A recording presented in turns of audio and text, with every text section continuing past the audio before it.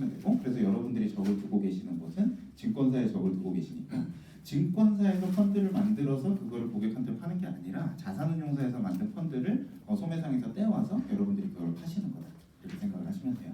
그래서 저는 이제 오늘 여러분한테 드릴 얘기는 이제 막 시작하는데 막 시작할 때 저도 그 영업직원 출신이에요. 영업직원 출신이라 가지고 처음 딱 시작하려면 얼마나 막막한지 제가 잘 알고 있습니다. 근데 저는 어쨌건 이제 되게 얼굴은 되게 노쇠해 보이지만 사실 제가 젊긴 하거든요. 너무 다들 그렇게 당연하다는 듯이 이렇게 표정을 하고 계시면, 그래서 제가 지금까지 겪었던 얘기들, 그리고 투건이 잘하시는 분들한테 들었던 얘기들, 그리고 제가 투건인을 DB금융투자에서 한 2년 정도 1년인가요? 차장님 제가 1년 했나요? 1년 안 했나요? 한 7개월 정도 할 것 같아요. 그러면서 겪었던 노하우들 한번 얘기를 해드릴까 합니다. 네, 시작해서 지금 5시 2분인데 제가 말이 빨라요. 그러니까 그리고 단 하나도 적으실 게 없습니다. 지금 프린트를 해주신 것 같은데 프린트 넘겨보시면 아시겠지만 개털이에요. 아무것도 없습니다. 그러니까 편안하게 듣고 가셔서 나중에 복귀하시면 될 것 같습니다. 제 소개부터 하고 지나가겠습니다. 여기에 제가 강의를 여기서도 많이 했었는데 여기 항상 DB금융투자 다이렉트 비즈 파트가 적혀 있었어요. 바꿨습니다. 바꾸면서 그 농구만의 그 색깔 있죠. 그 촌스러운 그 초록색 푸딩딩한 색깔 있잖아요. 그걸 다 이게 초록색이었는데 삼성자산운용 색깔로 싹 바꿨습니다. 그래서 저는 지금 삼성자산운용에서 스마트 마케팅 일을 하고 있는데 보통 이제 되게 뭔가를 하고는 있는데 뭘 하는지 모르겠다, 그런 팀의 이름 앞에 스마트가 붙어요. 저도 제가 뭘 하고 있는지 잘 모르겠어요. 그래서 제가 하고 있는 일은 투건인들한테 관리도 좀 해드리고, 그리고 나중에 소개시켜드리겠지만 그 DB금융투자 안에 그 삼성자산운용하고 손을 잡고 만든 그 펀드 솔루션이라는 게 있어요. 그걸 운영하는 팀이라고 보시면 되고요. 제가 글씨도 좀 씁니다. 이게 제가 쓴 글씨예요. 잘 쓰죠. 캘리그라피 공장 오누공잡소라는 걸 만들어서 대표를 하고 있는데 단 한 건도 수임을 받지 못했습니다. 매출이 0입니다. 그리고 젊으신 분들은 아실 거예요. 뱅크샐러드라고 해가지고 요새 그 2대 핀테크 기업이 있는데 토스라는 거 있고 뱅크샐러드라는 게 있어요. 그 뱅크샐러드라는 곳에 매거진이라는 섹션에 글을 좀 쓰고 있고요. 학교는 굉장히 잘 나왔습니다. 네. 보시면 되게 좀 고졸같이 생겼잖아요. 중졸 막 그렇게 생기는 학교는 좀 잘 나왔습니다. 학교 잘 나왔는데 그때 사실 제가 고등학교 때까지 그렇게 공부를 잘하는 친구는 아니었어요. 고등학교 2학년 때까지 빤빤히 놀다가 고3 때 정말 미친 듯이 했어요. 하루에 막 4시간씩 3시간씩 자면서 공부를 하니까 되더라고요. 그래서 들어간 다음에 한 번도 공부를 안 해서 학사 경고를 제가 한 2번 정도 받아놨습니다. 안 잘린 게 다행이죠.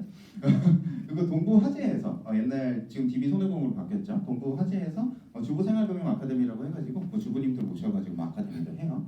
그런 거 강사도 했었고, 아시는 분은 아시는 금융고수당, 그 역사의 뒤안길로 사라져버린 금융고수당이라는 걸 저희 DB금융투자에서 만들어가지고 운영을 하다가 지금 카페가 소강 상태에 들어가 있습니다. 아마 이봉구 차장님이 살려주시지 않을까 하는 생각을 하고 있고요. 네, 지금 저 뒤에 보시면은 되게 우중충한 남자분 두 분 딱 앉아 계시는데 되게 부끄럽게 웃고 계시는 분이 다이렉트 비즈 파트장님이십니다. 저분을 뒤통수를 때려버리고 제가 삼성자산운용으로 갔죠. 네, 그리고 명일지점이라는 데가 있어요. 저 서울시 강동구 끝자락에 가보시면 이거 명일동은 사실 서울이 아닌 것 같아요. 강동구 끝에 가보면 명일동에서 딱 한 발만 디디면 하남시거든요. 그런 데서 이제 영업을 했었는데 한 4년 정도 영업을 했었습니다.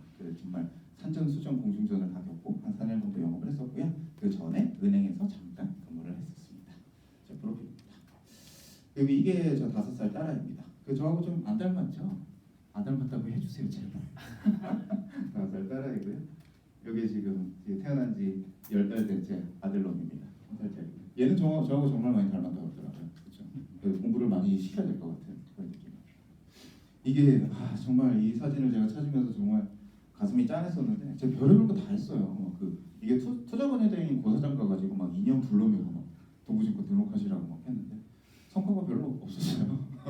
얼굴만 팔고 네, 여러 가지 활동을 했었습니다.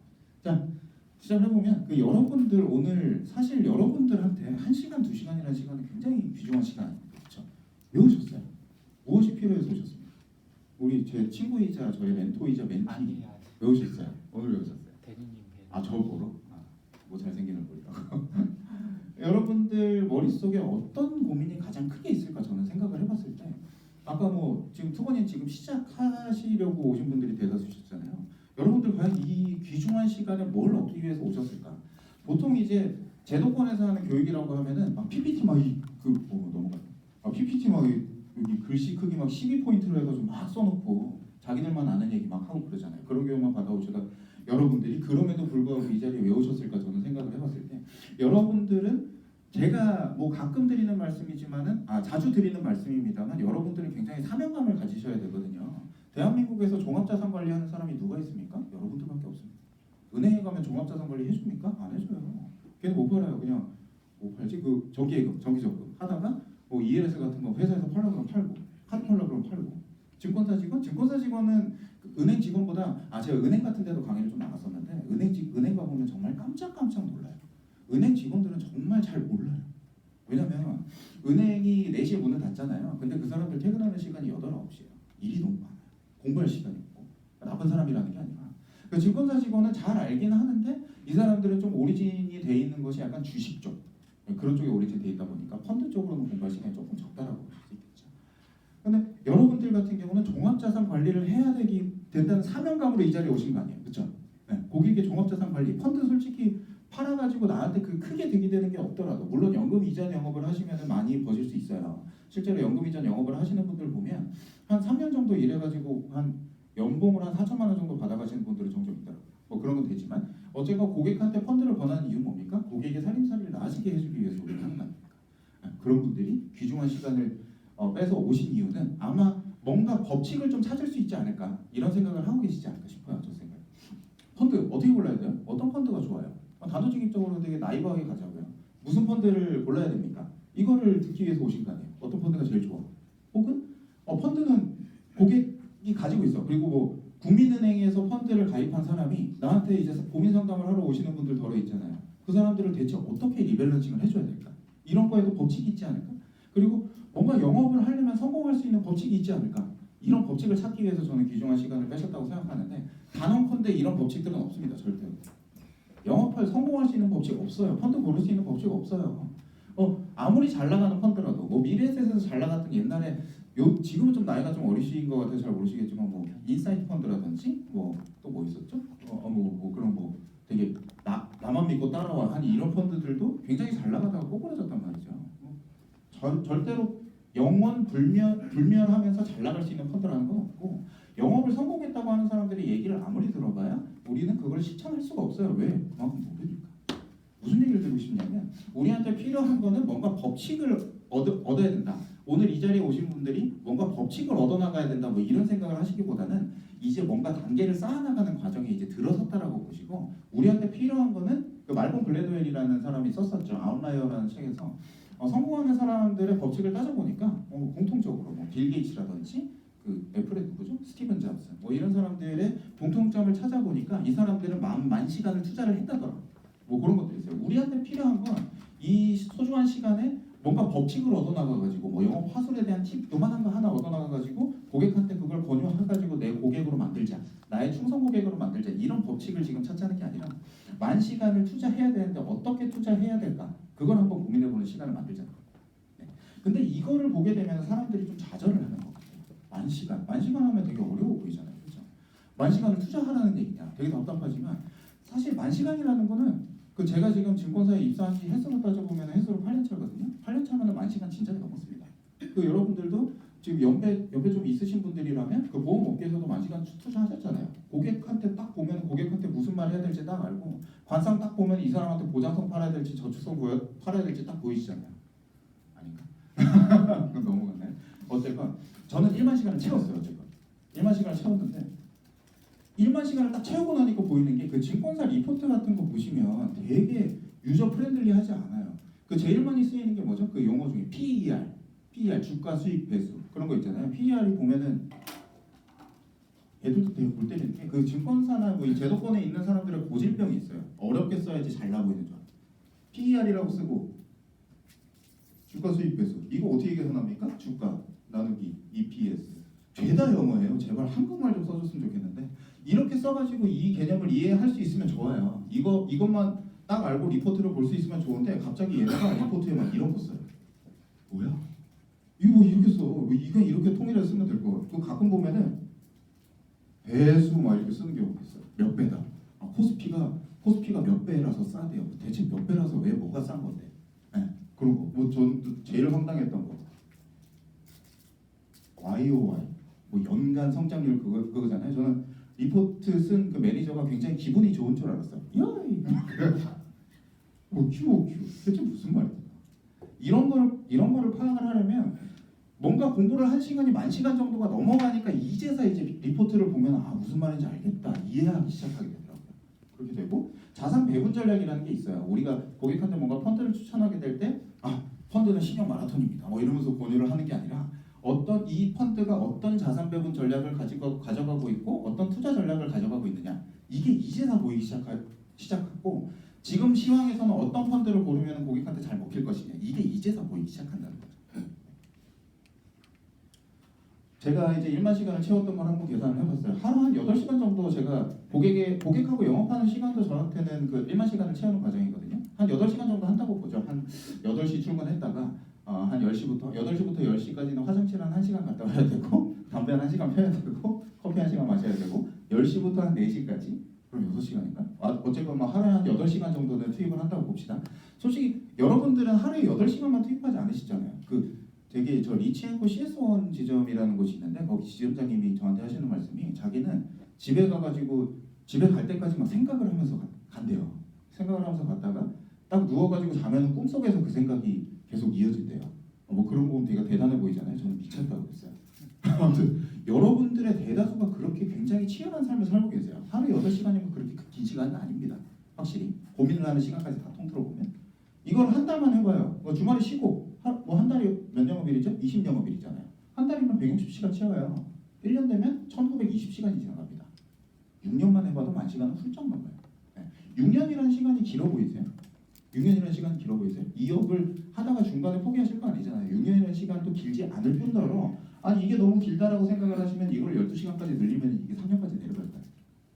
그런 식으로 뭔가 투자를 좀 계속 하셔야 이제 업그레이드 된다. 뭐 이런 생각 좀 해보시면 좋겠다. 그런 말씀드리고 여러분이 10,000시간을 채우시는 과정, 그 과정에 저는 첫 단추를 좀 꿰어드리기 위해서 이 자리에 섰다라고 보시면 될 것 같고 이 자리를 나가시면서 제가 바라는 바는 1시간 20분 동안 이종원이라는 사람의 강의를 듣고 와서 정말 배운 게 없다라고 느끼실 수도 있어요. 왜냐하면 되게 수박 겉핥기식 같은 장표들이 쭉 이어지기 때문에. 다만 여러분들이 앞으로 밟아나갈 과정에 뭔가 도움이 됐으면 이런 생각을 좀 가지고 나가시면 좋겠다. 오늘의 목표, 저의 목표, 그리고 여러분의 목표도 그쪽으로 합의가 됐으면 좋겠습니다. 우리는 이제 법칙을 찾지 말고 빨리 10,000시간을 채울 생각을 합시다. 그게 가장 저는 고객의 올바른 재무 설계사가 되기 위한 첫 단추라고 보는데, 근데 이제 10,000시간을 채우는데 6년 동안 막 이상한 대로 막 파고 있으면 어때요? 많이 아프죠. 헛방만 계속 탔다 그러면 되게 많이 아플 거예요. 그러지 말고 근데 그러기 위해서 그러지 않기 위해서 뭔가 첫 발을 어디다 디뎌야 할까? 제가 만약에 아까 강동구 명일동에서 지점 영업을 했다고 했잖아요. 근데 보통 이제 주식 중소형 증권사에 있는 PB들 중 일부는 똑딱이 영업이라고 하잖아요. 돈 받아가지고 주식 샀다 팔았다. 제가 만약에 그 영업을 시작을 했다라고 하면 제가 이 자리에 없을 수도 있어요. 제가 10,000시간이라는 첫 발을 이상한 데로 뻗었으면 되게 많이 아팠을 거예요. 지금 어딘가 지금 뭐 붕어빵 장사라도 하고 있으면 다행이겠죠. 얼굴이 되는 게 없으니까 뭐 할 수 있는 게 없어요. 너무 아무도 안 웃어주시니까 제가 가슴이 너무 아프네요. 그래서 10,000시간을 이제 채우는 걸 시작하기 전에 이 정도는 알고 가자. 그래서 오늘은 제가 펀드가 과연 뭐냐, 고객이 이해할 수 있게 설명하는 방법, 그리고 펀드 그것이 알고 싶다라는 타이틀로 펀드에 대해서 제가 간략하게 설명을 드릴 겁니다.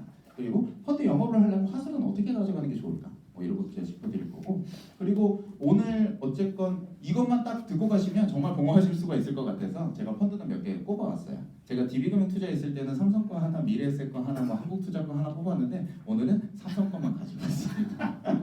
이해를 좀 해주시고, 그리고 마지막으로 제 클로징으로 여러분들이 꼭 가져주셨으면 하는 사명감으로 시작을 하겠습니다. 네, 첫 번째, 펀드 그것이 알고 싶다. 펀드가 뭐예요? 펀드. 네이버에다가 딱 검색을 해봤습니다. 두산백과 이렇게 나옵니다. 일반 투자자로부터 증권 투자에 운용할 목적으로 자금 등을 납입받은 위탁자가 이 줄부터 읽기가 싫어집니다. 한번 보세요. 5초 드릴게요. 네, 채워보세요. 영화분님 오늘 타겟이야. 뭐예요 이거? 뭐예요? 신경 쓰지 마세요. 전혀 신경을 쓰실 필요가 없습니다. 올해 투자권유대행이 시험 치신 분 한번 손 한번 들어보시겠어요? 올해 주셨어요? 진짜? 강의 작년부터 들으셨죠? 그랬나?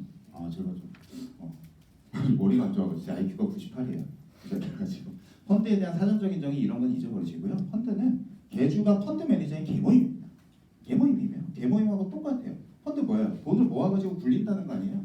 개모임 우리가 좀 사실 아는 개모임하고 좀 다르죠. 개모임 들어가려면은 똑같은 돈을 내고 들어가야 되지만 펀드는 자기 마음대로 납입을 해가지고 개모임 개주한테 이제 돈을 맡겨가지고 개주가 돈을 굴리는 방식인 거죠. 네. 개모임도 똑같아요 사실. 그 개모임 하면은 뭐 1,000만 원씩 내고 뭐 내 순서대로 들어오면 막 1억씩 받고 그러잖아요. 근데 펀드는 조금 다르게 1,000만 원씩 내고 이제 1억씩 돌려받을 때가 됐는데 만약에 그 돈을 굴려가지고 수익이 났으면 1억을 받는 게 아니고 1억 1,000만 원을 받는 거죠. 개모임하고 똑같습니다. 근데 보면 이제 펀드 매니저가 자기를 홍보를 하는 거예요. 나 정말 잘한다. 내가 이제 지구상에서 진짜 돈을 제일 잘 굴리는 사람이다. 막 이렇게 홍보를 하고 다니면 회원들이 돈을 냅니다. 500원 내기도 하고 뭐 10만 원 내기도 하고 1억 원 내기도 하고 10억 원 내기도 하고 하물며 1,000원도 투자 가능하고요. 100원도 투자 가능하고 1원도 투자 가능합니다. 이런 식으로 이제 회원들이 잘하는 펀드 매니저를 딱 골라가지고 이제 돈을 맡기기 시작하는 거죠. 이런 형태예요. 펀드는 이거 이상 아닙니다. 근데 이거를 제가 굳이 말씀드리는 이유가 뭐냐면 여러분들은 다 아시는 내용이에요. 고객들은 몰라요. 고객들은 펀드에 돈이 어떻게 들어가고 펀드를 대체 누가 굴리고 있는 건지 몰라요. 나중에 말씀드리겠지만 고객들한테 펀드 뭐 가지고 계세요? 그러면 신한은행 펀드요. 국민은행 펀드요. 그래요. 요새는 조금 낮았어요. 제가 작년에 강의할 때만 해도 막 이걸 부르짖고 다녔는데 그러진 않으시고 저는 국민은행에서 가입한 펀드를 가지고 있습니다. 그래서 펀드 이름이 뭡니까? 몰라요. 절대 몰라요. 그리고 펀드 이제 은행에서 펀드를 한번 팔면 고객한테 뭐 수익률 어떻게 됐다 알려주나요? 안 알려줘요. 펀드 가입하면 3년 동안 단 한 번도 알려주지 않습니다. 근데 왜 3년이 지나면 알려주는지 아세요?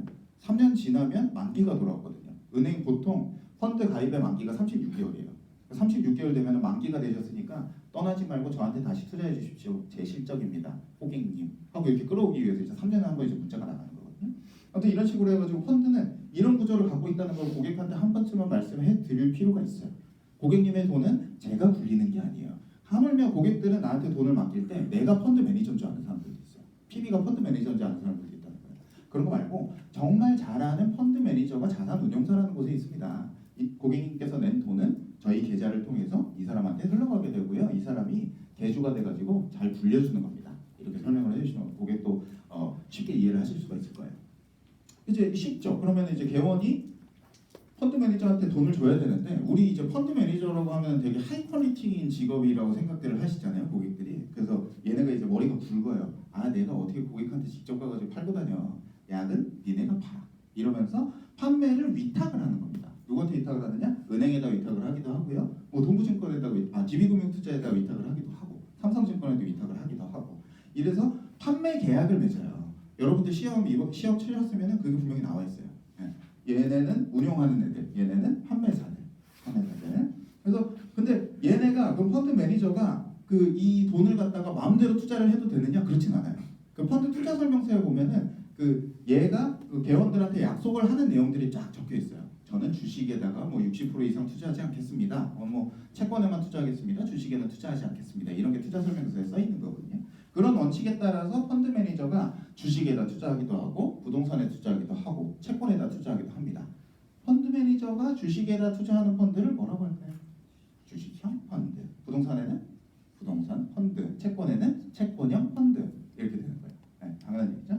자, 주식형이라고 보면은 개모임의 모임돈, 갯돈의 60% 이상을 주식에다 투자하는 겁니다. 이거 아실 필요 없어요. 고객들도 모르셔도 되고 진짜 궁금하시다고 하면 투자 설명서 하나 떼가지고 보시면 돼요.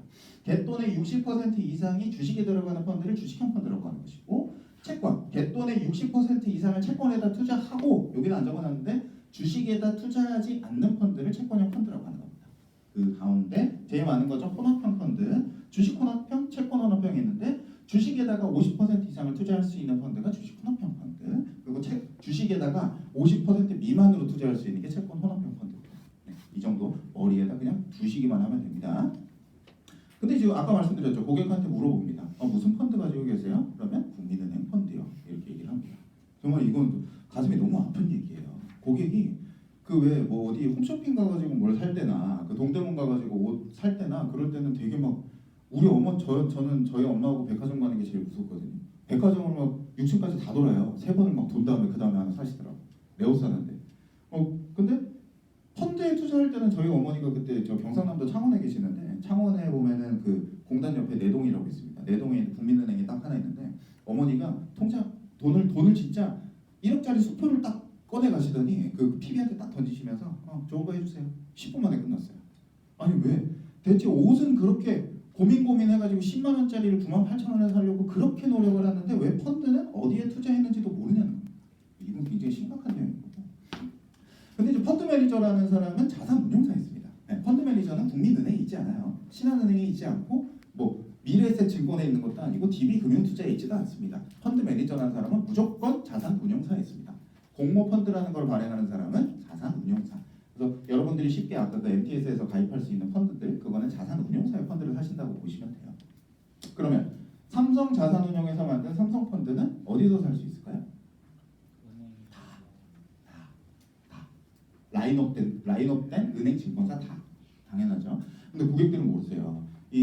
그때 이제 97년 정도일 거를 기억해요. 98년 정도 미래에셋에서 박현주 회장이 거의 뭐 투자의 신으로 등극하면서 펀드가 막 팔렸던 때가 있었거든요. 그때 미래에셋 펀드는 어디서 만들었다고요? 미래에셋 자산운용에서 만들었습니다. 근데 사람들이 줄을 어디서 냐면 미래에셋 증권에서 써요. 사실 미래에셋 자산운용의 펀드는 그때 당시 모든 증권사, 모든 은행에서 다 살 수 있었음에도 불구하고 사람들이 미래에셋 증권에 가서 샀다는 거죠. 그리고 여러분들 투자금융대행에 어디에 등록을 할까 생각을 하실 때 DB금융투자라고 하시면 DB금융투자를 꺼리시는 분들이 있어요. 아니 거기는 삼성펀드가 없잖아요. 미래에셋 펀드가 없잖아요. 이러시는데 전혀 그러실 필요가 없는 거예요. 저는 여러분들의 선택이 옳았다고 보는 것이 대형사로 가면 갈수록 뭐 라인업되는 펀드, 중요한 펀드들은 뭐 DB금융투자든지 삼성증권이라든지 뭐 좀 다 있습니다. 좀 마이너한 펀드들이 저희가 좀 없을 뿐인 거지. 근데 오히려 중소형사에 올수록 이렇게 교육도 이렇게 타이트하게 진행을 해주시고 뭐 되게 대형사 가면은 그 정기 교육 프로그램이라는 게 자체가 없어요. 그래서 잘하신 선택이라는 걸 좀 부과를 좀 드리고. 어쨌건 삼성 펀드는 어디서 살 수 있다? 모든 증권사, 모든 은행에서 살 수 있다. 다만 이제 좀 보셔야 될 거는 그 잘 나가는 뭐 한 규모 1,000억짜리 1,000억이 넘어가는 펀드들은 어디서는 살 수 있는데 뭐 되게 마이너한 펀드도 있어요. 100억짜리, 뭐 50억짜리 이런 거는 이제 증권사들마다 라인업하지 않는 곳이 있습니다. 네, 그거는 좀 파악을 하셔야 되고 어쨌건. 그리고 이제 펀드라는 거를 보면은 그 펀드 명칭을 보시면은 되게 특이해요. 펀드 명칭은 뭐예요? 이름만 읽을 줄 알아도 펀드에 대해서 반은 이해를 하고 들어가는 거거든요. 보실까요? 삼성 중소형 포커스 증권 자투자 신탁 주식 A 이게 이름이거든요. 되게 특이한 게 펀드 이름에는 띄어쓰기가 없습니다. 왜 그런지 모르겠어요. 일제 시대의 잔재인 건지 띄어쓰기가 없어요. 네. 여기서 보면은 여러분들이 대충 이 펀드가 어디에다 투자를 하는 펀드고 어디서 만든 펀드인 건지를 알 수가 있습니다. 볼까요? 맨 앞에 삼성이라고 써있죠? 운용사의 이름이 무조건 들어갑니다. 이거는 법에서 규정한 거예요. 삼성이라고 써있다? 삼성 자산운용에서 만든 펀드다. 중소형 포커스다. 여기에 이제 운용 철학이 들어가는 거예요. 그 다음에 중요한 거. 중소형 포커스다. 중소형 주식에 포커스해서 투자를 하는구나. 보실 수 있고요. 요 가운데는 제일 중요하지 않은 증권 자투자 신탁. 우리 왜 펀드 투자금융대행이 시험 준비하다 보면은 뭐 신탁형 회사, 뭐 회사형 펀드 뭐 이런 것들 많이 있잖아요. 그런 법적 성격이 들어가는 거니까 이건 별로 중요하지 않고. 그 다음에 가로 안에 주식이 들어가잖아요. 뭐다? 주식형 펀드다. 채권이 들어가 있으면 채권형 펀드다. 채혼이라고 되어 있으면 채권 혼합형. 근데 가끔 이제 운용사별로 요 가로를 쓰는 데도 있고 안 쓰는 데도 있고요. 채혼이라고 쓰는 데도 있고 채권 혼합이라고 쓰는 데도 있고 뭐 채권 혼합형 쓰는 데도 있어요. 그리고 마지막에 중요하죠. 수수료 형태 A 클래스. 선취가 있는 펀드 유형인 거예요. 이렇게 보시면 되고 이거를 딱 보면은 저는 좀 알 수 있을 것 같아요. 삼성 자산운용에서 만들었구나. 그리고 중소형 주식에다 투자하는 A 클래스 주식형 펀드구나. 이렇게 아시면 되는 거죠. 고객들이 있잖아요. 우리 고객들한테 이제 상담을 가다 보면 갑자기 자기 핸드폰을 띡 들이밀면서 이 펀드 어때요라고 할 수 있어요. 네. 대부분 몰라요. 국내에 있는 펀드가 몇 개인지 아십니까? 2만 개 있습니다. 2만 개 중에 갑자기 딱 들이밀면 요걸 한번 써보세요. 삼성에서 만들었군요. 이건 중소형 주식에다 투자를 하는 것 같아요. 제가 한번 알아보고 다시 말씀드릴게요. 뭐 이런 식으로 클로징을 하면 좋겠죠. 자, 그러면 이제 그 다음에 중요한 게 오늘은 한 2가지 정도만 읊을 건데 그 세금에 대해서 좀 궁금해하시는 분들이 많으세요. 사실 펀드에서 나온 모든 소득은 과세 대상입니다. 펀드에서 발생한 모든 수익은 과세 대상입니다. 근데 법에서 정한 예외 사항이 딱 한 가지 있습니다. 볼까요? 펀드의 유형을 제가 3가지만 들고 와봤는데 국내 주식형 펀드, 그리고 채권형 펀드, 그리고 해외 주식형 펀드 제 3가지를 들고 왔어요. 국내 주식형 펀드에서는 어떤 수익이 날 수 있을까요? 주식에 투자하면 어떤 수익이 나오죠? 배당 수익이 나올 수 있을 거고, 그 주식에서 가장 중요한 게 뭐죠? 매매 차익.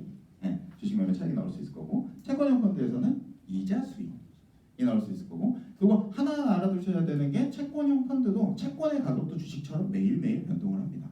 채권형 펀드에서도 이자 외에 채권의 매매 차익이라는 게 나올 수가 있어요. 그런 것도 있고, 해외 주식형은 똑같죠. 자, 여기서 이런 식으로 수익이 나올 수가 있어요. 주식의 매매 차익, 주식의 배당, 소득 이렇게 나올 수가 있고, 요건 좀 오타예요. 채권에서 매매 차익이 나올 수도 있고, 채권에서 이자 소득이 나올 수도 있습니다. 주식은 똑같죠. 해외 주식에서 매매 차익이 나올 수도 있고, 해외 주식에서 배당 소득이 나올 수도 있습니다. 우리 근데 그 소득세법에 보면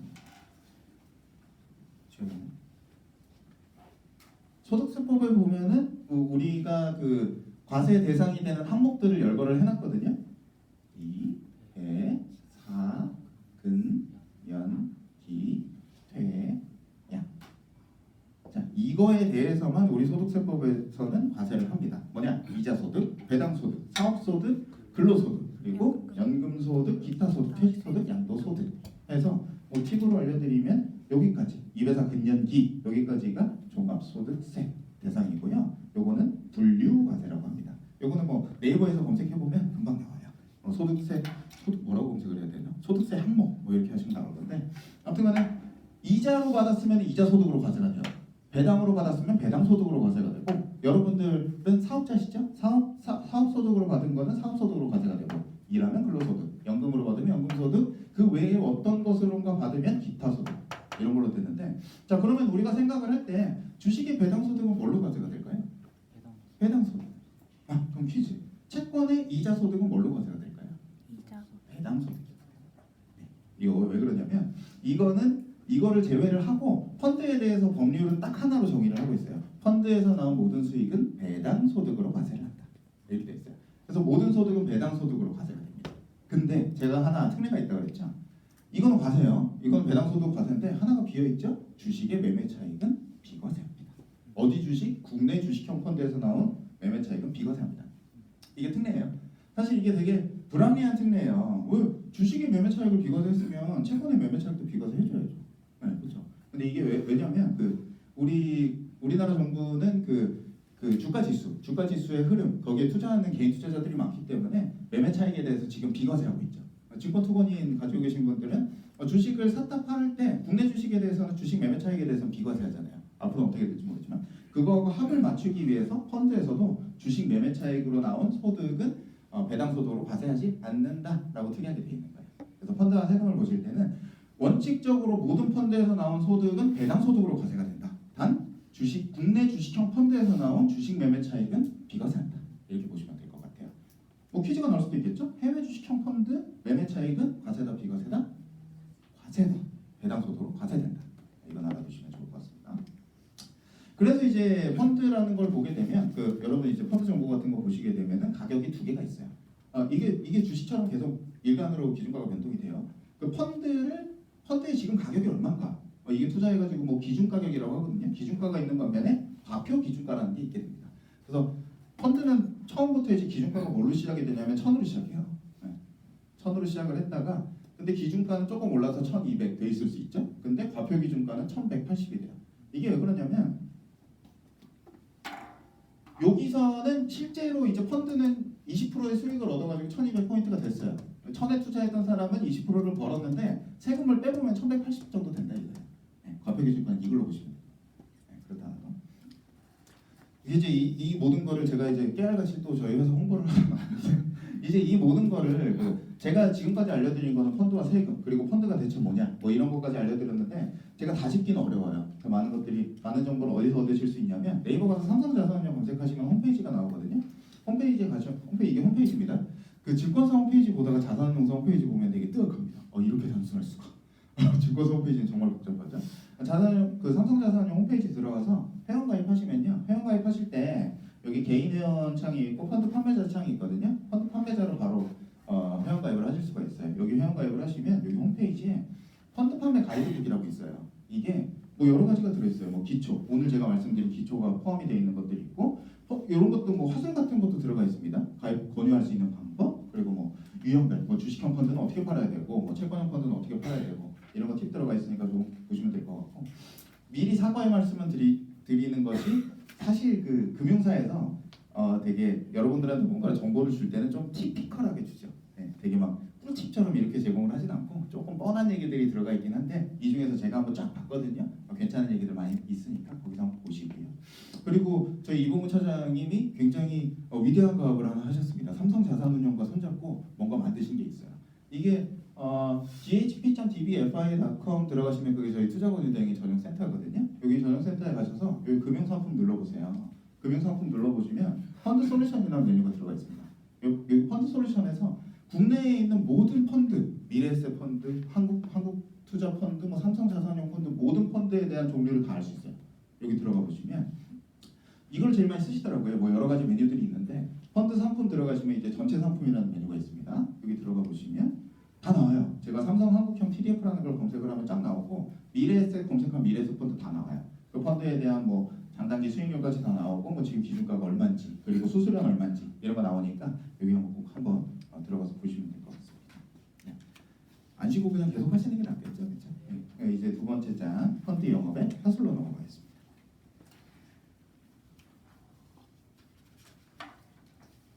제가 DB금융투자 소속으로 강의할 때하고 자산운용 소속으로 강의할 때하고 좀 이게 압박의 강도가 다르네요. 제가 장난도 많이 치고 있었는데 청바지 입고 강의하고 막 그랬잖아요.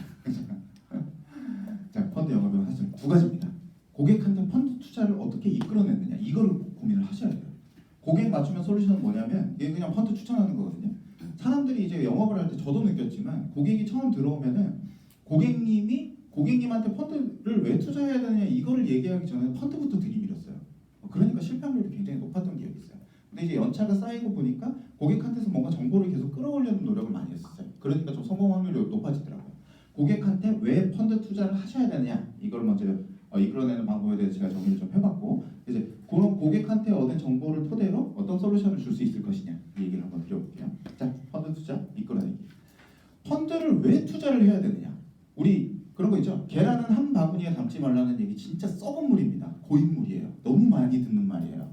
그런 얘기인데 분산 투자는 굉장히 중요해요. 왜 분산 투자가 왜 중요하냐면 만약에 국내 주식에다가만 투자를 했다 많이 벌 수도 있어요. 미국 주식에도 투자를 한 것보다. 근데 미국 주식의 수익률이 막 우리보다 선진국이잖아요. 이렇게 올라가고 있을 때 국내 주식형은 어떻게 움직입니까? 이렇게 움직이잖아요. 네. 보시면 이 얘기를 왜 드리냐면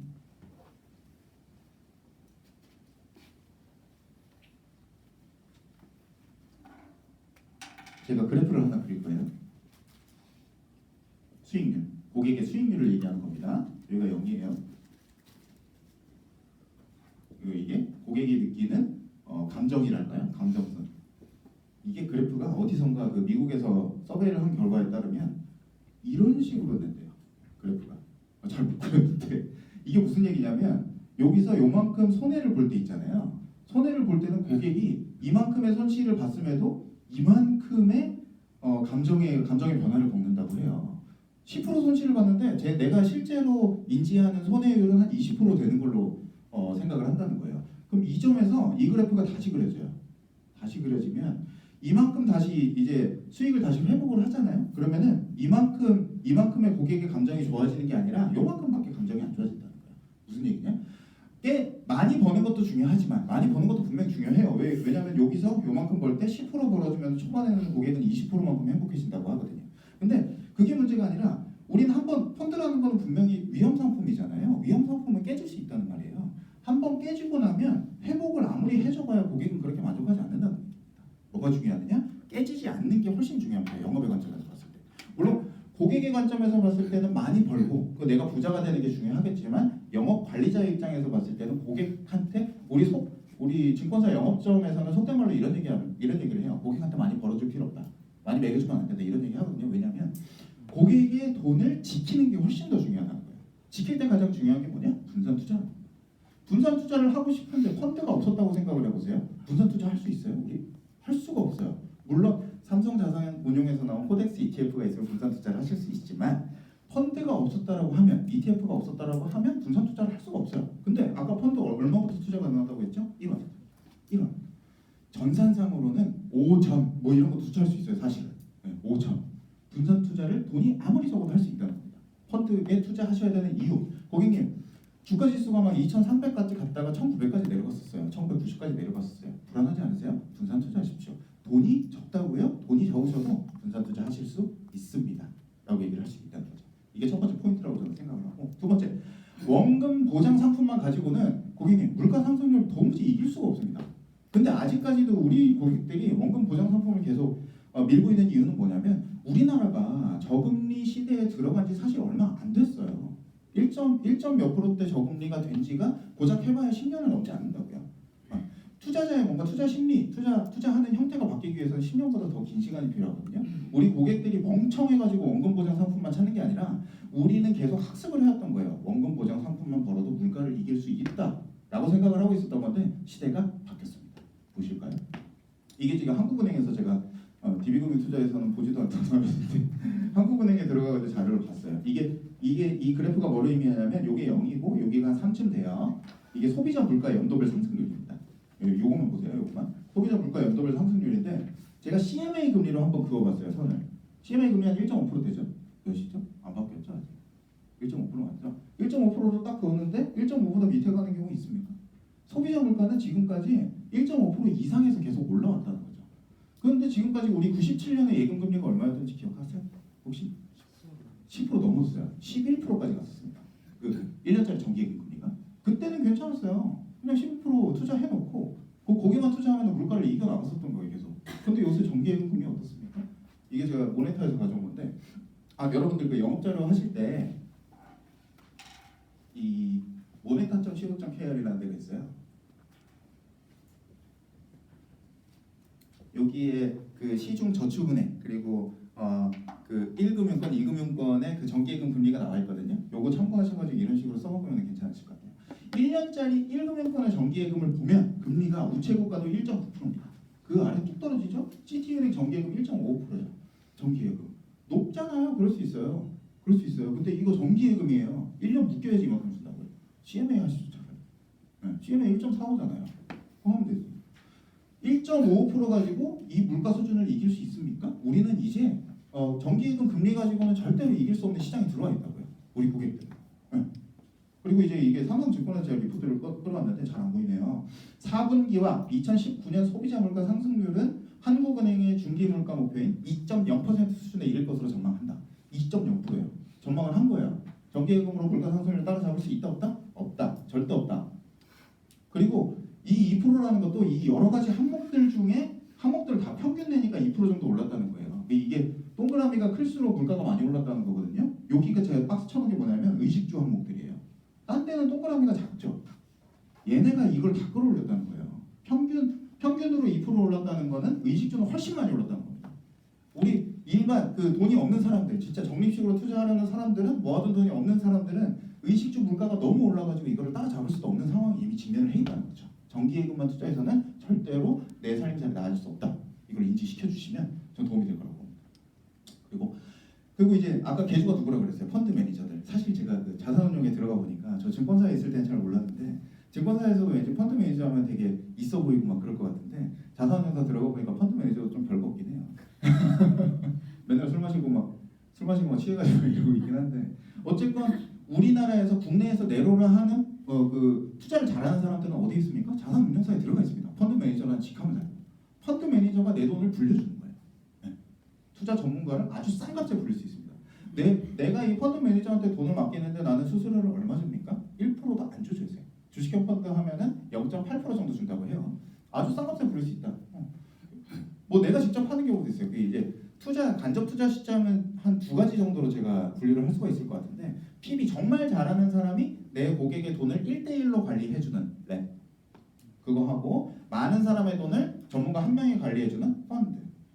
그래서 랩이라는 건 우리는 택시라고 비유를 해요. 택시를 타고 멀리 가시겠습니까? 근데 택시를 타려면 우리 증권사 랩 같은 거 가입을 하려면 물론 적은 돈으로도 가입이 가능하지만 좀 돈이 많은 사람들이 타겟이거든요. 그러지 못할 거라면 그리고 투자 전문가한테 꼭 컨설팅을 받아보고 싶다. 내 돈을 불려나가고 싶다라고 하면 펀드에 가입하는 게 아주 좋은 솔루션이 되는 겁니다. 투자 전문가를 싼 값에 부릴 수도 있습니다. 이런 것도 한번 읽으시면 좋을 것 같고 만기가 없어요. 만기가 내가 설정하죠. 그 아까 MTS 설명 들으셨죠? 거기다 뭐 만기 36개월 설정하고 뭐 24개월 설정할 수 있는데 펀드는 원칙적으로 만기가 없고 내가 원할 때 출금을 할 수가 있습니다. 그리고 환매 수수료라는 거에 대해서 은근히 고객들이 되게 놀라시는 것들이 있는데 환매 수수료는 어디에 부과하는 겁니까? 수익금에 부과를 하는 거예요. 그래서 환매 수수료가 뭐 이익금의 70%, 이익금의 50% 이러잖아요. 근데 정말 펀드를 처음 하시는 분들은 내 투자 원금의 50%를 가져가는 줄도 아는 분도 계세요. 네. 원칙적으로 그리고 요새 환매 수수료는 무조건 이익금에다 부과를 하는 겁니다. 그래서 이익에서 수수료를 떼는 거기 때문에 사실 출금이 자유롭다고 보시면 될 것 같고 요즘 트렌드상 환매 수수료가 없는 펀드들이 대다수입니다. 네. 환매 수수료에 대해서 그렇게 인지 좀 시켜주세요. 그렇다는 거. 자 이제 그러면은 그거까지는 됐어요. 고객한테 이제 펀드를 어떻게 이끌어낼 것이냐, 투자를 이끌어낼 것이냐 봤고, 그럼 이제 고객의 성향별로 어떤 펀드를 추천하면 되는 것이냐. 우리 아주 정말 제가 이제 그 금융위원회가 가장 잘못한 일 중에 하나라고 생각을 하는 게 이제 고객의 투자 성향을 분류하고 거기에 맞는 펀드를 추천하게끔 돼 있어요, 사실은. 그러면 이게 이거는 삼성 자산운용의 분류고 동부증권과 DB금융투자의 분류는 좀 다르긴 합니다. 절대 성장형, 가장 위험하게 투자를 하는 사람, 그리고 절대 안정형, 무조건 원금 보장은 돼야 되겠다라고 생각을 하는 사람. 이게 그 나중에 계좌 개설을 하다 보시면 그 계좌 개설서, 뭐 오프라인 계좌 개설서든지 MTS에서 계좌 개설을 하실 때 그 보시면은 거기 자기의 투자 성향을 입력하게 돼 있어요. 진짜 그냥 일반적인 은행 거래만 하시는 분들이면 100의 90%는 무조건 절대 안정형입니다. 왜냐하면 질문지 중에 나는 원금 손실은 무조건 안 나야 된다는 걸 거의 다 체크를 하시거든요. 절대 안정형이면 뭐밖에 못 팔냐면 채권형밖에 못 팔아요. 물론 절대 안정형이 나왔다고 해도 부적합 투자 확인서라는 걸 증거를 하게 되면 주식형 펀드도 가입을 가능하긴 하지만 뭔가 어거지로 땡기는 것 같은 느낌이 좀 있잖아요. 그래서 어쨌건 뭐 그 우리 금융위원회 위원장님께서 하라고 하는 거니까 고객의 성향별로 고객의 투자 감내도라고 얘기를 해볼까요? 투자 감내도가 좀 높을수록, 위험 감내도가 좀 높을수록 주식형 펀드에 투자하면 괜찮다. 뭐 이런 매칭이 될 수 있겠죠. 근데 이건 뭐 나중에 영업하시다 보면 별로 쓸모 없다는 걸 느끼시게 될 겁니다. 근데 이제 펀드를 고를 때 고객한테 뭔가 펀드를 추천할 때 가장 중요한 거는 뭐 베타는 뭐 그런 것들 많이 있는데 어쨌건 중요한 거는 수익률하고 변동성 두 개입니다. 근데 아까도 제가 말씀드렸지만 고객한테 수익률보다 뭐가 중요하다? 변동성이 낮은 게 중요하다. 이렇게 말씀을 드리긴 했는데 어쨌건 하나 짚어보자고요. 이게 변동성 지표 4개, 5개 정도 제가 꼽아왔고 수익률 지표는 2개 정도 꼽아왔어요. 기억나세요? 저도 잘 몰라요. 표준 편차. 제일 많이 쓰는 게 표준 편차죠. 그리고 수익률은 과거 수익률 많이 쓰고. 변동성 지표 한 5개 정도에다 하나씩 한번 볼까요? 표준 편차. 수익률이 평균을 넘나드는 정도. 표준 편차가 높으면 위험이 높다 낮다? 높다. 위험이 높다. 그런 거고. 샤프 지수는 위험 하나당의 초과 수익이에요. 이거 다 잊어버리시고 샤프 지수는 값이 높을수록 이제 수익률이 우수하다라고 보시면 되고 정보 비율도 있고 뭐 베타도 있습니다. 그리고 제가 이제 장표를 정리하다가 젠센의 알파라고 있더라고요. 여기까지는 가지 맙시다. 너무 머리가 아픕니다. 이런 것들이 있는데 표준 편차만 보시면 된다고 저는 생각을 해요. 나머지들은 다 파생 지표들이에요. 이런 것까지 알 필요는 없으시고 고객하고 얘기할 때는 표준 편차 하나만 있으면 충분합니다. 그리고 이제 표준 편차가 제일 대장이고 베타라는 게 이제 행동 대장 정도예요. 베타가 뭐냐면 저분요. 그 투자를 하게 될 때 우리 벤치마크라는 걸 설정을 하게 되죠. 보통 이제 뭐 코스피 200 인덱스의 뭐 상승률 이런 게 볼게요. 뭐 코스피 200 지수가 이렇게 움직이고 있다. 근데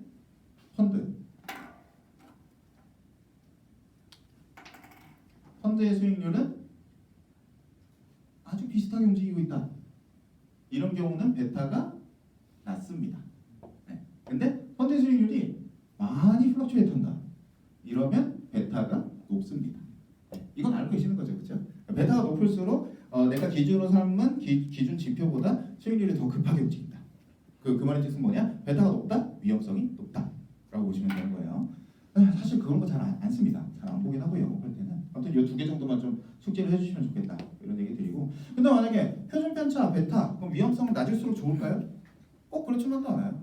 네, 저는 고객한테 영업할 때는 변동성이 낮은 거를 위주로 영업을 하시라고 말씀을 드리고 싶지만 사실 고객 중에는 정말 위험한 투자를 원하시는 분들도 있습니다. 그래서 표준 편차와 베타는 무조건 낮을수록 좋은 게 아니라 고객이 감내할 수 있을 만한 수준의 표준 편차와 베타를 들고 가는 게 낫다. 그런 생각인 거고 중요한 건 사실 수익률이죠. 수익률은 딱 2개로 나눌 수 있어요. 과거에 어떻게 수익률을 냈느냐 그리고 나중에 기대할 수 있는 수익률은 뭐가 있느냐 요거 나눌 수 있을 텐데 기대 수익률 보죠. 기대 수익률. 근데 기대 수익률은 있잖아요. 제가 가끔 이제 강의할 때마다 말씀드리는 건데 이건 워렌 버핏도 모릅니다. 기대 수익률을 어떻게 알아요? 1년 당장 내일의 코스피 지수가 오를지 내릴지 그것도 모르는데 미래의 수익률이 어떻게 될지 알 수 있습니까? 워렌 버핏도 모른다고 생각을 하고요. 그럼 우리가 참조 삼을 수 있는 펀드의 수익률은 단 한 가지뿐입니다. 과거 수익률. 이거는 좀 볼만할 필요는 있다고 생각을 해요. 제가 아까 고등학교 2학년 때 공부 별로 안 하다가 고3 때 열심히 해가지고 대학 잘 갔다 그랬잖아요. 근데 저는 정말 피나는 노력을 해서 공부를 잘하게 됐어요. 근데 제가 이제 전교 석차 3등으로 졸업을 했는데 전교 석차 1등에서 10등까지는 제가 수능 칠 때까지도 단 한 명의 순위 변동도 없었어요. 무슨 얘기냐? 공부도 잘하던 놈이 잘한다는 얘기예요. 네. 과거 수익률이 좋은 놈은 물론 무조건 그렇진 않지만 과거 수익률이 좋은 놈은 상대적으로 과거 수익률이 나빴던 친구들보다 좋을 가능성이 좀 높다. 이 정도는 좀 파악을 하실 필요가 있겠습니다. 근데 이제 자산용사는 늘 말하죠. 과거의 수익률이 미래의 수익률을 보장하지는 않습니다. 자산용사에서 나온 펀드 리플렛 같은 거 보면 이거 다 써 있어요. 왜 쓰냐면 면피하려고. 과거의 수익률이 미래의 수익률을 절대 보장하지는 않습니다. 그렇지만 우리가 참조할 수 있는 것은 기대 수익률이 아니라 과거 수익률. 그것까지는 보실 필요가 있겠습니다. 이건 제가 말씀드렸던 거고. 근데 그것도 어려울 수 있죠? 어려울 수 있습니다. 이런 거 어쨌건 고객한테 어떤 펀드를 추천해야 되느냐 이 강의를 듣고 지금 딱 생각이 나시나요? 그렇진 않을 거라고 보고 그러면 아까 화면으로 다시 돌아올게요. 아까 dhp.dbfi.com 가시면은 아까 금융상품에서 펀드 솔루션 들어갈 수 있다고 말씀드렸죠. 여기에 솔루션이라는 좋은 메뉴를 저희가 만들어놨어요. 솔루션에 들어가셔가지고 자산 배분 최적 설계라는 메뉴가 있습니다. 여기 들어가시면 고객의 성향에 맞게 삼성 자산운용인 펀드를 대신 골라드립니다. 이걸로 영업하셔도 저는 괜찮다고 봐요. 고객의 투자 성향을 딱 입력을 합니다. 내 마음대로. 이분은 좀 원금 보장은 조금 안 되더라도 좀 수익이 많이 나기를 원하셔. 그럼 안정성장 한 40도 정도, 투자 온도는 이 정도 된다라고 선택을 딱 해주시고 분산 투자를 얼마나 할 건가 뎁스를 정할 수가 있어요. 맨 위에 있는 게 제일 많이 분산 투자하는 겁니다. 저희 섹터가 한 7개 정도로 나뉜다고 봐요. 국내 주식, 해외 주식, 선진국 해외 주식, 그리고 이머징 해외 주식, 그리고 국내 채권, 선진국 해외 채권, 그리고 이머징 채권, 그리고 아까 이봉호 차장님이 말씀하셨다 좀 실수하신 게 있어요. CMA형 펀드가 아니라 MMF입니다. MMF도 있고 이런 식으로 쫙 다 벌리는 게 글로벌 종합투자형이라고 하고요. 제일 적게 벌리는 게 맨 아래에 있죠. 이머징 혼합형. 이런 것 중에 고객의 자산별로 한 1,000만 원 넘으신다. 1,000만 원 좀 밑이시다. 그러면은 자산 부분이 좀 덜한 거를 선택을 하시는 게 낫겠고 한 1억 원 이상이다. 그러면은 좀 글로벌 종합투자형으로 선택을 하시는 게 좋겠습니다. 이런 식으로 고객의 정보를 딱 입력하고 넘어가면 삼성 자산운용에서 다 나왔어요. 삼성 펀드만 있지 않아요. 보면 AB 미국 플러스도 있죠. 동양 하이플러스도 있죠. 미래에셋도 넣었습니다. 미래에셋 글로벌 다이내믹 증권 이런 것도 해가지고 포트폴리오를 저희가 짜드립니다. 이거 가지고 고객한테 영업하셔도 괜찮아요. 하고 그러면 이제 이제 채권 비중 같은 게 좀 나오게 되죠. 비중 나오고 이제 그러면은 과거에 어떤 수익률을 냈느냐 이런 거를 보여줍니다. 과거에 그 포트폴리오만 사 있어도 연평균으로 수익률이 4.1% 정도 나왔다. 나쁘지 않죠? 변동성은 5.6%. 표준 편차를 봤을 때 5.6% 정도 된다는 거예요. 이런 거 나오고 수익률 나오고 그 다음에 좋은 게 이 제안서 출력 기능이에요. 여기 제안서 출력 기능을 딱 누르면 여러분들이 이거 다 커스터마이징 할 수 있는 거예요. 고객님의 성함 쓸 수 있고요. 내 이름 쓸 수 있고 지금 여기 삼성자산운용 바뀌어 있는데 이거 DB금융투자로 바뀔 거예요. 한 내년 올해 12월 정도에 바뀔 거예요. 이게 그냥 나와요. 제안서 출력 이 버튼만 딱 누르면 이거 나오고 메뉴도 이거 다 돼 있는 거고요. 여러분들은 그냥 글씨만 쓰시면 돼요. 인사말 최대 440자로 여러분 할 수 있고 제 이름 써있죠. 그리고 기본 정보 회원 가입하실 때 자기 보유한 자격증 그리고 연락처 같은 거 다 기본 세팅할 수 있어요.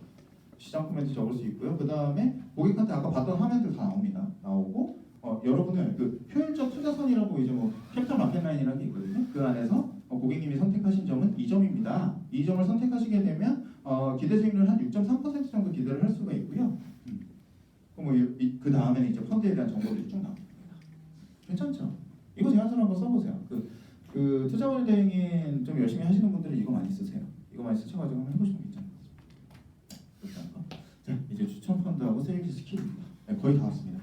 이제 지금은 제가 옷 좀 벗고 있어요. 죄송합니다.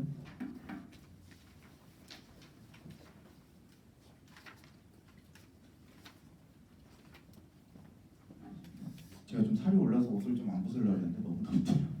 네, 지금까지 좀 숨가쁘게 달려오셨어요. 이제는 오늘 어쨌건 이제 시간 내서 오셨는데 펀드에 대한 정보는 좀 알고 가시는 게 좋겠다 싶어서 제가 잘 나가는 펀드, 제가 좋다고 생각하는 펀드 2개 정도 제가 골라왔습니다. 그리고 그 펀드를 어떻게 세일즈할 것인가 제가 간략하게 한번 좀 읊어드릴게요. 우리가 영업을 할 때 어떤 펀드를 영업을 해야 될까요? 저는 우리가 이해할 된다고 생각을 해요. 근데 보통 이제 펀드 같은 거 보면 뭐 미래에셋에서 그런 거 많이 하는데 미래에셋에 아까 인사이트 펀드 뭐 이런 거 있잖아요. 인사이트 펀드 같은 거 보면 제안서를 봐도 대체 무슨 얘기인지 알 수가 없어요. 그냥 무조건 펀드 제안서에는 다 그런 거 다 써 있어요. 저평가 주식에 투자를 한다. 뭐 중소형 포커스 같으면 중소형 주 중에 저평가 주식에 투자를 한다. 우량주 같으면 우량주 중에 저평가 주식에 투자를 한다. 뭐 채권형 같으면 우량 채권 중에 저평가된 채권에 투자한다. 다 이렇게 써 있어요. 진짜로 보시면. 근데 그런 거 말고 이해하기 쉬운 펀드는 분명히 있습니다. 왜? 우리가 이해하기 쉬워야 고객도 이해하기 쉬울 거 아니에요. 당연하죠? 고객한테 이해시키기도 쉬운 펀드라야 합니다. 네. 그리고 관리하기가 쉬워야 돼요. 우리 가장 힘든 게 뭐냐면 고객한테 펀드 추천을 했다가 수익률이 떨어졌을 때 고객이 항상 물어보게 돼요. 이 펀드 어떻게 해야 돼요? 그때 굉장히 스트레스풀하고 내가 제안을 낼 수가 없으면 굉장히 답답해질 수밖에 없잖아요. 관리하기도 쉬운 펀드 있습니다. 제가 그 두 가지를 가지고 온 거예요. 하나, 많이 들어보셨을 거예요. 1조 원을 넘었다는 TDF 시리즈. 삼성만 가지고 있는 건 아니에요. 미래에셋에도 TDF가 있고 삼성에도 있고 KB에도 있고 한화에도 있고 한국투자에도 있습니다. TDF라는 게 뭐냐면 타겟 데이트 펀드라는 거예요. 내 나이에 맞는 펀드 상품이라는 게 있습니다. 제가 1984년생이거든요. 1984 더하기 60. 내 출생연도에다가 60을 더하게 되면 그 펀드를 고를 수가 있어요. 그게 맞는 펀드. 설명을 드려볼게요. 삼성 한국형 TDF 시리즈입니다. 여기서 캐치프레이즈를 가지고 나오는 게 sell it, forget it이라고 얘기를 해요. 사세요. 그리고 그냥 두세요. 이게 고객한테 커뮤니케이션하는 수단이에요. 이거를 우리 입장으로 좀 바꿔볼까요? 파세요. 그리고 잊어버리세요. 네. 이해하기도 쉽고요. 관리하기도 굉장히 편해집니다. sell it, 파세요. 팔아주신 다음에 forget it, 잃어버리세요. 왜냐하면 펀드 매니저가 삼성자산운용의 펀드 매니저가 그걸 대신 해주기 때문입니다. 볼까요? 삼성환경 TDF는 그 연령대별로 이제 투자 목표에 맞는 그 투자를 해줍니다. 누가 해주냐면 펀드 매니저가 내 나이에 맞는 투자를 대신 해줘요. 대신 해준다. 그러니까 뭐 아까 제가 힌트를 드렸지만 제 출생 연도에다가 숫자 60을 더한다고 했잖아요. 내 출생 연도에 적합한 투자를 하게 해준다. 그게 삼성 한국형 TDF의 핵심입니다. 뭐 나머지는 좀 보시면 되는데 요거는 좀 보실 필요가 있는 게 삼성 한국형 TDF 여러 그 자산운용사에서 내놓은 TDF 중에 삼성 한국형 TDF만 가지고 있는 강점이 굉장히 글로벌, 모든 이머징, 선진국, 한국, 뭐 중국 이런 데 다 투자를 하는 게 삼성 한국형 TDF거든요. 굉장히 광범위하게 글로벌 분산 투자를 하고요. 미래에셋 자산운용에 있는 TDF하고 삼성에 있는 TDF하고 좀 차이점이 뭐냐면 미래에셋은 국내 주식에다가 한 70% 가까이 투자를 합니다. 근데 삼성한국형 TDF에 있는 국내 주식의 비중은 3%밖에 되지 않습니다. 글로벌리 분산 투자를 한다는 게 삼성한국형 TDF의 장점이고 분산 투자는 왜 해야 된다? 위험을 낮춰주니까. 네. 보시면은 근데 이게 삼성한국형 TDF는 아까 제가 1984 더하기 60이라고 했잖아요. 지금 딱 가입을 해가지고 은퇴할 때까지 계속 가져가는 거예요. 네. 그럼 어디에 적합하죠? 일반 펀드보다는 연금저축에 적합하겠죠. 아까 연금저축 설명 들으셨죠? 연금저축 이전할 때도 TDF는 굉장히 좋은 솔루션이 됩니다. 고객의 투자 성향을 굳이 알아낼 필요가 없어요. 고객님의 출생연도만 알면 나한테 맞는 TDF, 고객한테 맞는 TDF가 뭔지 그냥 바로 노출되니까요. 근데 지금 보시면 연금 펀드 같은 경우 연금저축, 보험, 연금저축 펀드 이런 거 다 합했을 때 우리 대한민국에 있는 고객들은 원리금 보장형, 정기예금의 한 89% 가까이 투자를 하고 계시고요. 개인연금 같은 경우 우리 연금저축이라고 하는 게 통상 개인연금이거든요. 개인연금은 90%가 정기예금에 들어가 있습니다. 이런 상황. 아까 근데 제가 뭐라고 말씀드렸죠? 정기예금에 투자만 해서는 물가 상승률을 절대로 이길 수 없다고 말씀드렸어요. 위험자산의 비중을 늘려야 합니다. 미국을 한번 돌아볼게요. 아이고 이게 지금 섞였구나. 미국 같은 경우는 옛날에도 미국도 1960년대 같은 경우는 개인연금 자산을 주로 어디에서 몰렸냐? 90% 가까이가 미국도 똑같이 우리나라랑 똑같이 정기예금에 들어가 있었어요. 근데 지금 와서 보면 주식 그리고 뭐 해외 선진국 주식 이런 거의 비중이 60%를 넘어갑니다. 미국도 옛날에는 금리가 높았을 거 아니에요. 물가 상승률은 낮고. 근데 미국도 이제 제로금리에 들어가 있잖아요. 물가 상승률은 좀 높고 그러다 보니까 투자자들이 자연스럽게 이동을 하고 있습니다. 국내도 저금리 기조가 계속 이어지고 있고 물가는 높아지고 있는 상황. 그리고 2019년에는 물가는 더 높아지고 성장률은 낮아진다고 합니다. 이런 상황이 지속될 때 우리가 연금저축 중에서 원리금 보장형만 가입을 해서는 물가 상승을 이길 수 없다. 이런 게 지금 대안이 되는 거고. 그래서 보통 이제 국내 홈바이어스라고 하는데 국내 투자를 굉장히 많이 하세요. 연금저축 하시는 분들이. 근데 국내 투자만 하면 세계 전체로 봤을 때 한국은 잡주예요. 잡주. 그렇지 않아요? 국내는 잡주입니다. 미국 우리 삼성전자 살래 되게 미래산업 살래 그러면 저는 삼성전자 살 것 같아요. 근데 우리가 국내 주식에만 투자를 한다는 거는 우리의 모든 돈을 미래산업에만 때려박고 있다는 소리죠. 어쨌건 어쨌건 이런 식으로 돼 있는데 이거는 국내에만 투자를 하는 건 바람직하지 않다 그렇게 보고 있고 TDF는 제가 넘어갈게요. 뭐 너무 얘기가 길어지는 것 같아서 어떻게 상품을 고르게 되냐면 이름이 삼성 한국형 TDF 숫자 이렇게 돼 있어요. 상품이 그래서 하나, 둘, 셋, 넷, 다섯, 여섯, 일곱 개가 있습니다. 삼성 한국형 TDF 2045가 있고 삼성 한국형 TDF 2015가 있어요. 이거 어떻게 고르냐면 내 출생 연도에다가 60을 더하세요. 1984에다가 60을 더하면 2044 정도 되거든요. 2044가 나오면 그거하고 비슷한 2045를 고르면 투자 끝입니다. 네. 보시면 그 젊을수록 주식형 펀드에 투자를 많이 해야 되고 나이가 들수록 채권형 펀드에 투자를 많이 해야 된다. 이건 우리 커먼 센스잖아요. 2045라는 게 2045가 뭐 60을 왜 더하냐면 보통 60세 은퇴를 하게 되잖아요. 2045년에 은퇴를 한다는 가정하에 운영을 해주는 겁니다. 2045를 선택을 하게 되면 주식의 비중이 초반에 80%까지 올라갔다가요. 2045가 내년에는 2046이 되고 내후년에는 2047이 되는 게 아니라 계속 2045예요. 갈수록 30년, 5년이 지나고 10년이 지나고 30년이 지났을 때 주식의 비중이 42%까지 내려갔다가 은퇴하게 되면은 주식의 비중이 33에서 22%까지 내려가게 됩니다. 뭐냐? 아까 우리 관리하기가 쉬워야 된다 그랬죠? 이해하기 쉬워야 돼. 이해하기는 얼마나 쉬워요? 내 출생연도에다가 60을 더하면은 그냥 이 펀드가 맞습니다. 이게 고객님한테 딱 적합한 펀드예요. 근데 이해시키기도 쉽고 이해하기도 쉬워요. 관리하기가 편하다. 우리 만약에 고객하고 평생을 간다라고 가정을 했을 때 30대 때 내가 이 고객하고 딱 관계를 맺었다. 근데 40대 때 또 리밸런싱을 해줘야 될 거 아니에요. 주식형을 줄여줘야 되잖아요. 누가 대신해 줍니까? 삼성자산형이 대신해 줍니다. 그것도 그냥 뭐 오퍼레이터가 하는 게 아니라 펀드 매니저가 이걸 대신해 준다는 거예요. 고객님, 저도 잘하지만 삼성자산운용의 펀드 매니저 한번 믿어보시죠. 정말 잘한다는 펀드 매니저가 고객님의 나이에 맞는 펀드를 운용을 하다가 고객님이 나이가 들어가시고 은퇴 시기가 가까워질수록 주식의 비중을 알아서 줄여줍니다. 이러면 굉장히 지금 좋은 세일즈 포인트가 되는 거예요. TDF. 그렇다면 아까 이거 글로벌 분산 투자 말씀드렸는데 글로벌 분산 투자를 할수록 이거 좀 잘 안 보이는데 그 한국 주식에만 투자했을 경우 그리고 미국 주식에만 투자를 했을 경우 이런 것보다 글로벌 분산 투자를 했을 때 변동성이 획기적으로 낮아졌다는 거는 이것도 역시 커먼 센스입니다. 분산 투자는 위험성을 낮춘다. 분산 투자를 굉장히 모든 섹터에 대해서 이제 분산 투자를 하고 있다. 이런 것도 삼성한국형 TDF의 장점이라고 보시면 되겠고요. 이거는 점점 줄어든다는 얘기인 거고. 근데 이게 삼성한국형 TDF만 저희 쪽에서 계속 밀다 보니까 근데 고객은 이렇게 단순한 투자만을 원하지 않는다는 분들이 있으시더라고요. 좀 나는 채권도 한 70% 가져가고 싶고 뭐 주식도 한 30% 가져가고 싶어 이런 분들이 좀 있거든요. 그래서 아예 퓨어하게 들고 가실 거면 그냥 나이에다가 더하기 60 해가지고 TDF 고르시는 방법도 있지만 고객께서 출생연도보다 60년 그러니까 60년만 일하고 은퇴하실 게 아니라 난 5년 정도 더 일하고 싶어. 그러면은 출생연도에다 60 더한 다음에 5를 또 더하는 거죠. 나는 65세에 은퇴할 거야. 그러면 60을 더하는 게 아니라 65를 적으시면 되고 나는 45세에 은퇴를 할 거야. 그러면 45를 더하시면 되는 거예요. 이러면 TDF 상품이 나올 거 아니에요? 그죠? 그리고 이제 적립식으로 투자를 원하신다. 근데 보통 이제 목돈도 있고 적립식 자금도 있고 이러신 분들이 많죠. 근데 목돈은 어떻게 해야 됩니까? 안정적으로 지켜나가야 됩니다. 적립식 자금은 조금 공격적으로 운용을 해야 됩니다.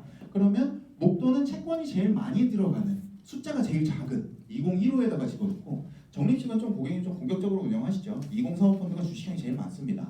2015에는 목돈, 적립금액은 2045에 이런 식으로 할 수 있는 방법도 있겠고 그리고 나는 무조건 채권형이어야 된다. 그러면 그냥 다 거두절미하고 2015만 파는. 그리고 실제로 그 삼성증권에 있는 투자관리 대행님께서 이거 다른 펀드를 전혀 안 파시고 TDF만 파시는 분이 있어요. 어떻게 하시는가 보니까 좀 공격적인 투자를 원한다. 2045로 깔아버리고요. 나이에 상관없이 그냥 정말 안정적인 투자를 원한다. 그럼 2015로 다 깔아버리시더라고요. 2015는 채권형 펀드, 2045는 주식형 펀드, 2020 정도는 뭐 주식 혼합형 펀드 이런 컨셉으로도 좀 운영을 하실 수가 있을 것 같고 공격적이 이렇게 돼 있죠. 그리고 좀 국내 주식에다 좀 투자를 하고 싶다. 그러면은 베이스로 그 고객님의 나이에 맞는 펀드를 하나 깔아놓고 자기가 좀 좋아하는 주식형 펀드 섞을 수도 있겠고요. 그것도 가능하겠습니다. TDF에 대해서는 이 정도 설명을 드리면 될 것 같아요. TDF는 그 시장에서 뉴스를 찾아보시면 그 뉴스에다가 TDF라고 검색해보시면 뉴스가 굉장히 많이 나와요. 이게 뜨기 시작한 지가 고작 2년밖에 되지 않았기 때문에 시장에서도 관심이 좀 커지고 있는 상황이고 지금 규모가 2조 원까지 커진 상황입니다. 3년 만에. 그러면 한번 뉴스를 한번 검색해보시면 좋을 것 같고 제가 올해 들어와서 추천한 펀드 중에 DB금융 투자에서 추천한 펀드 중에 제가 정말 자랑스럽게 내세울 수 있는 펀드입니다. 저 DB금융 투자에 있을 때도 삼성 EMP 글로벌 로테이션이라는 걸 팔았었거든요. 여러분들한테 권유를 해드렸었거든요. 이게 아까 제가 모두에도 말씀드렸지만 투자를 할 때 고객한테 많이 먹여주는 것보다는 고객의 자산을 지켜주는 게 중요하다고 했잖아요.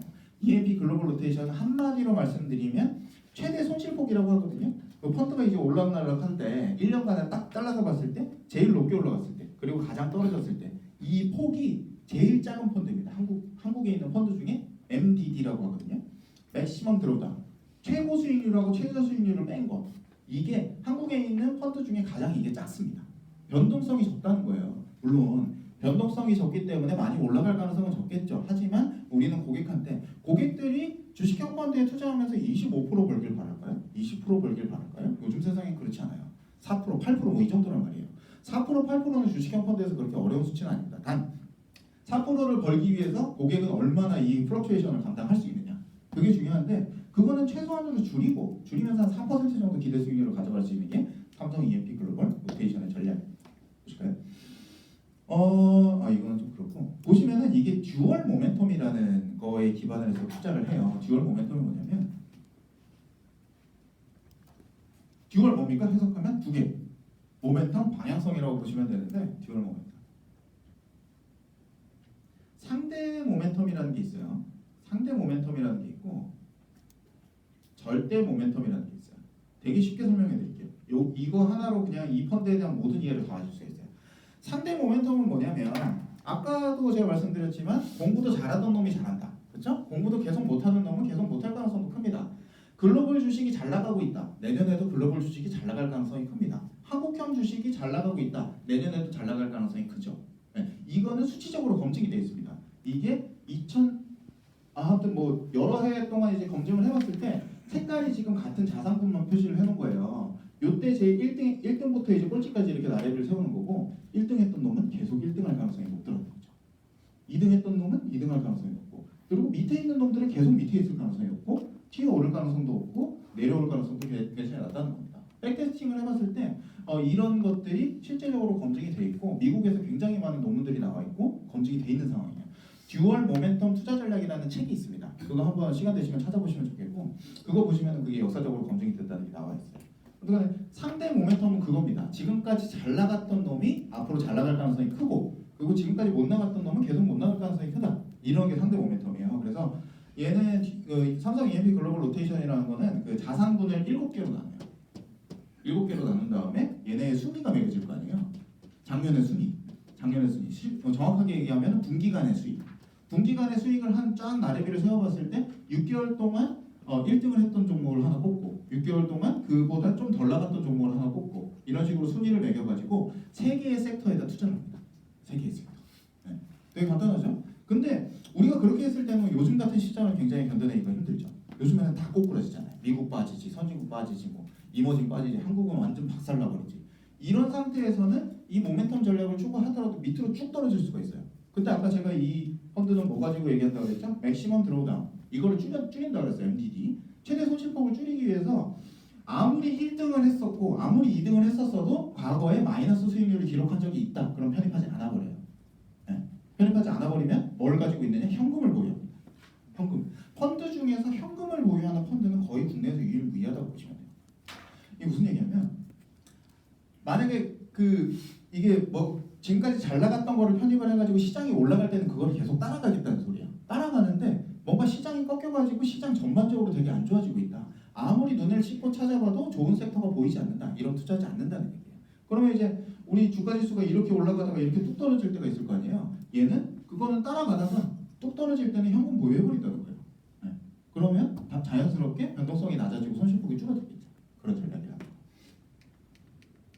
그래서 이게 제가 제가 굉장히 뿌듯한다고 얘기를 하냐면 이게 제로인이라는 펀드 평가 정보 시스템 가시면 제로인에서 이제 태극 마크로 펀드의 레이팅을 매기거든요. 5점 만점이에요. 이게 사실 작년에만 해도 그 펀드 마크가 태극 마크가 2개밖에 안 붙어 있었어요. 별로 좋지 않은 펀드였다는 건데 이번 주가가 이렇게 쭉 빠졌잖아요.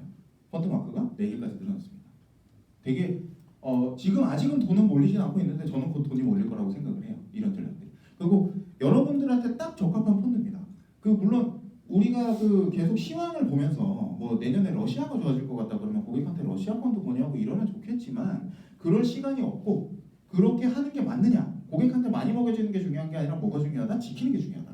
지키는 것을 위해서 삼성화학형 TDF 그리고 EMP 글로벌 로테이션 이건 저는 최적의 펀드다 이렇게 생각을 합니다. 물론 이게 약간 좀 영업 사이드에서 하는 말씀일 수 있어요. 고객의 수익률을 늘려나가는 그런 사이드보다는 영업을 하기 편한 펀드나 뭐 이런 컨셉은 좀 있긴 하지만 뭐 저는 그것도 그 나쁜 건 아니라고 봅니다. 내가 영업하기 편해야 내가 고객하고 관리하기 편해야 그래서 많은 고객을 내가 관리할 수 있어야 많은 고객한테 내가 행복을 줄 수 있고 그 고객이 원하는 거는 4%인데 내가 굳이 20%까지 줘야 될 이유가 있느냐 이런 거에 생각을 해봤을 때 맥시멈 드로우단이 낮은 이런 펀드를 추천하는 게 영업 성공 전략에도 괜찮을 거라고 저는 생각을 합니다.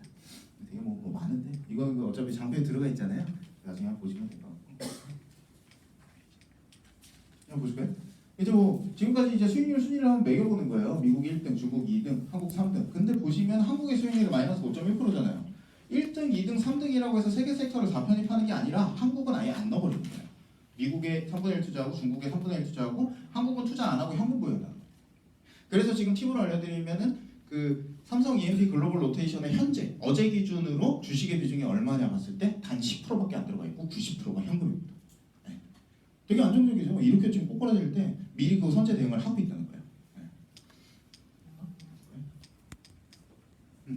네, 이제 뭐 상품 정도는 제가 이 정도로 마무리를 하면 될 것 같습니다. 그리고 이제 여러분한테 제가 강의를 하면서 마지막으로 항상 드리는 말씀이 있어요. 여러분들은 사명감을 좀 가져주셔야 된다고 생각을 합니다. 여러분들은 대한민국의 유일무이한 노후 설계사입니다. 여러분들께서 은행 직원이 노후 설계를 해줄까요? 해주지 않아요. 은행 PB들은 굉장히 바빠요. 그들 우리 BEP라고 하죠. BEP라고 해서 이제 뭐 증권사나 은행을 들어가게 되면 내가 무조건 내야 되는 수익이라는 게 있어요. 회사에다 갖다 받쳐줘야 되는 수수료. 증권사 같은 경우는 보통 증권사 PB 한 명당 월급의 한 3배 정도의 수익을 회사에다 갖춰주면은 BEP를 매긴다. BEP를 달성했다 이런 얘기를 하는데 은행은 무려 15배를 내야 됩니다. 굉장히 많은 수익을 갖다 줘야 된다는 거예요. 물론 은행마다 좀 편차는 있지만 그러면 그렇게 영업 강도가 세면 솔직히 우리 은행에 고객들이 많이 가는 것 같지만 사실 은행에 가는 고객들이 투자하는 고객보다 뭐하러 가는 사람들이 많아요. 보안카드 바꾸러 가고 OTP 바꾸러 가고 이런 사람들이 많단 말이에요. 근데 정말 돈을 가지고 있는 사람들이 은행 PB한테 딱 갔다. 제가 은행 직원이면 이 사람이 수수료로밖에 안 보일 것 같아요. 이 사람들이 과연 우리 고객의 노후 설계를 책임져 주느냐? 은행에서 펀드를 가입하신 분들이 단 한 번도 3년간 단 한 번도 PB한테서 문자 메시지 한 번 받아본 적도 없고 가끔 요새 좀 되게 감성 터치한다고 진짜 원체적 감성 터치예요. 10년 철진한 감성 터치한다고 맨날 막 명언 써가지고 막 보내고 이거 좋은 전략이긴 한데 이 감성 터치 전략이 먹히려면 내가 자산 관리를 정말 잘해준다는 자산 관리에 대한 컨텐츠도 계속 주면서 감성 터치를 해야 되는데 은행 직원은 그냥 오로지 감성 터치만 하는 거예요. 이런 사람들이 고객의 노후를 설계해 줄 수 있습니까? 저는 없다고. 여러분들만 할 수 있어요. 증권사 직원 주식해야 돼요. 주식해야 되고 이 사람들도 빨리 성공을 해가지고 증권사를 탈출해버리는 게 꿈이란 말이에요. 증권사 직원들은 메이크 머니가 자신의 인생의 목표라는 겁니다. 여러분들은 고객의 자산을 설계해 주실 수 있는 대한민국 유일한 집단이라고 저는 생각을 합니다. 고객과 대면해서 유일한 자산 관리자라고 저는 생각을 하고 여러분이 그런 사명감을 가지고 정말 대한민국의 노후 준비가 안 돼 있는 사람들이 너무 많습니다. 2017년 기준으로 노인 빈곤율이 49%에 달했다고 해요. 노후 설계를 받아본 적이 없는 거예요. 누가 노후 설계를? 저도 지금 불안해요. 그 월급에 외벌이 같은 기준으로는 연봉 7천만 원 정도 된다. 월급의 반을 투자하지 않는 이상 노후 빈곤선으로 떨어진다고 합니다. 대한민국의 연봉으로 7천만 원 넘는 사람이 몇 프로인지 아세요? 1.3%입니다. 1.4% 되지 않는 사람의 노후는 대체 누가 챙겨줄 거예요? 바로 여러분들이라는 겁니다. 그런 사명감 가지고 오늘의 이 시간이 정말 여러분들한테 좀 정말 아주 조그마한 득이라도 돼가지고 여러분들이 앞으로 나가실 때 그리고 여러분들께서 관리하는 100명, 200명, 1000명이 될 고객들이 정말 행복해졌으면 좋겠다라는 말씀드리면서 오늘 이 자리 마무리를 하겠습니다. 이종원이었습니다. 감사합니다.